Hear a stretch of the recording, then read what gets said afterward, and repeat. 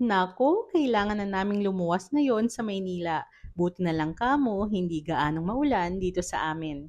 In fairness ha, sobrang laki na ng difference ng pamasahe ngayon. Naalala ko nung nag-aaral pa ako, 1,000 lang, back and forth na. Ngayon day, 1,000 mahigit na, papunta ka pa lang. Dahil nga wala nang available nung mas maliit at mabilis na barko, dito na lang kami sasakay sa mas malaki. Mabagal pero komportable ka pa rin naman dahil meron na ngang mga higaan dito sa barko na nasakyan namin. Wala ring problema dahil kung nagugutom ka, meron na ring mga pagkain silang ino-offer. Napakasarap talaga magpahangin dito sa labas pero dai, kung alam nyo lang kapit na kapit itong cellphone ko na to, baka malaglag, aba, hindi makukuha yan. Eto na nga ang ticket namin sa bus. At after 3 hours nga, sa wakas, kahit medyo traffic, nakarating naman ng ligtas sa pupuntahan. Salamat nga pala sa Onrado Siblings for the accommodation. Aba, accommodation pa.